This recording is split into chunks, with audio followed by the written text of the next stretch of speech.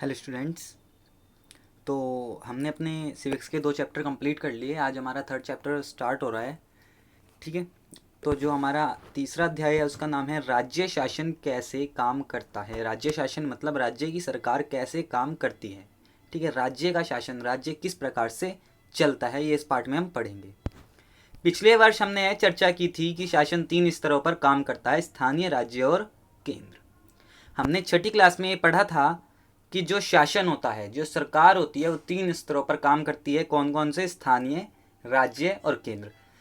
ठीक है। हमने कुछ विस्तार के साथ स्थानीय शासन के कार्यों के बारे में जाना भी था और हमने पिछले साल स्थानीय शासन के बारे में अच्छे से पढ़ा था अपनी छठी क्लास की किताब में। इस अध्याय में हम जानेंगे कि राज्य स्तर पर शासन कैसे कार्य करता है। और इस पार्ट में अब हम क्या पढ़ेंगे? हम ये पढ़ेंगे कि राज्य की जो सरकार है, जो राज्य का शासन है, वो किस प्रकार से काम करता है, वो किस प्रकार से चलता है, उसमें चलाने वाले कौन कौन लोग होते हैं, उनकी क्या क्या भूमिका होती है, वो हम इस पार्ट में पढ़ेंगे। ठीक है। लोकतंत्र में राज्य का शासन किस तरह किया जाता है, कि लोकतंत्र में जो राज्य होता है उसका शासन किस तरीके से चलाया जाता है। विधानसभा सदस्यों और मंत्रियों की क्या भूमिका है।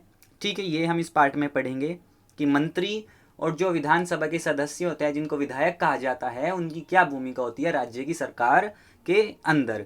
लोग शासन के सामने अपने विचार कैसे रखते हैं, किसी कार्य की मांग कैसे करते हैं। और ये भी पढ़ेंगे कि लोग अपने विचार सरकार तक कैसे पहुंचाते हैं और अपनी मांगों को कैसे पूरी कराते हैं। हम इन प्रश्नों पर विचार करने के लिए स्वास्थ्य का उदाहरण लेते हैं। तो अब इन प्रश्नों को, अगर हमें इन प्रश्नों के उत्तर चाहिए, इन प्रश्नों के बारे में हमें विस्तार से पढ़ना है, तो अब हम एक उदाहरण पढ़ेंगे जो स्वास्थ्य के ऊपर बताया गया है। ठीक है। तो उस उदाहरण में क्या है कि 2 लड़कियां बात कर रही हैं। इस उदाहरण का जो ये कहानी है, इसका नाम है जिम्मेदारी किसकी। इसमें 2 लड़कियां हैं। तो ये 2 लड़कियां, सबसे ऊपर आप देख रहे हैं, ये क्या बातें कर रही हैं। क्या कह रही है एक लड़की दूसरी को? देख, यहां लिखा है कि अपने राज्य में पानी की कमी है और बहुत से लोग बीमार पड़ रहे हैं। तो एक लड़की अखबार पढ़ रही है और अपनी सहेली को क्या कह रही है कि देख, यहाँ क्या लिखा है अखबार में कि हमारा जो राज्य है वहां पर पानी की बहुत ज्यादा कमी हो रही है और लोग बीमार पड़ रहे हैं। उसके बाद दूसरे चित्र में क्या है, क्या कह रही है लड़की फिर आगे? कई गांव में लोग गंदा पानी पी रहे हैं। नदी, नाले और तालाब जो हैं वो सब सूख गए हैं और बुरी तरह प्रभावित इलाके, जो बहुत बुरी तरीके से प्रभावित इलाके हैं, गांव, वहां पर लोगों को दूर दूर से पानी लेकर आना पड़ रहा है। उसके बाद क्या कह रही है आगे?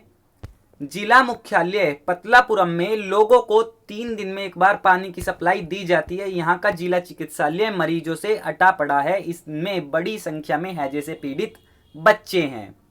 फिर लड़की क्या कहती है अपनी सहेली को कि जो हमारा पतलापुरम जिला मुख्यालय है, वो पानी की सप्लाई वहां पर 3 दिन में एक बार आ रही है और जो मुख्य चिकित्सालय है, जो मुख्य हॉस्पिटल है, वहां पर हैजे के पीड़ित बीमार व्यक्ति बहुत ज्यादा है, जिनमें बच्चों की संख्या बहुत अधिक है।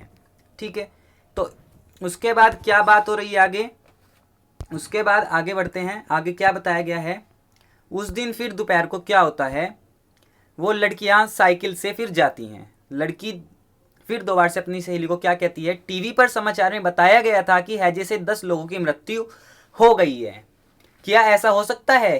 क्या कोई सचमुच इससे मर सकता है? लड़की क्या कहती है अपनी सहेली को आगे फिर कि टीवी पर हमने देखा था समाचार में कि हैजे से 10 लोगों की मौत हो चुकी है।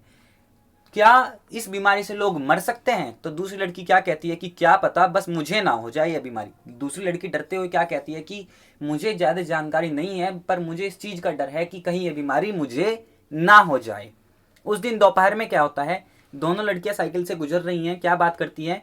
मेरी मम्मी ने कहा है कि बाजार में कुछ ठंडा नहीं पीना है। आज सुबह उन्होंने अपना एक भाषण मुझे सुना दिया।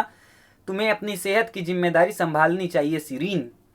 तो अपनी सहेली को लड़की फिर क्या कहती है कि मुझे आज मेरी मम्मी ने सुबह ही सुबह कहा है कि सिरीन, तुम्हें बाहर का कुछ भी नहीं खाना और ना ही पीना। ठीक है। तुम्हें अपने सेहत का ध्यान रखना होगा। आगे क्या होता है? आप तीसरे चित्र में क्या देख रहे हैं? अचानक जिस पर लिखा है रुक जाओ। पुलिस वाली उन दोनों लड़कियों को क्या कहती है कि रुक जाओ। आगे क्या है? जो लड़कियां हैं वो क्या कह रही हैं पुलिस वाली से, पुलिस वाली क्या बोल रही है लड़कियों को, रैली के कारण यह सड़क बंद है। रैली वालों ने विधायक के घर का घेराव कर लिया है। पुलिस वाली क्या कह रही है कि जो रैली है वो यहाँ पर निकल रही है और उसके कारण सड़क बंद है। रैली वालों ने विधायक के घर का घेराव कर रखा है। तो लड़कियां क्या कहती हैं, सचमुच में, लेकिन क्यों, उन्होंने कुछ कर दिया है क्या? लड़कियां अचंभे में आती है एकदम और कहती है कि क्या हुआ, जो विधायक के घर का घेराव हो रहा है, क्या उन्होंने कुछ कर दिया?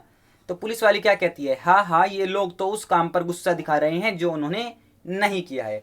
पुलिस वाली क्या कहती है कि ये लोग तो ऐसे ही गुस्सा दिखा रहे हैं और उस काम के ऊपर गुस्सा दिखा रहे हैं जो काम उन्होंने किया ही नहीं।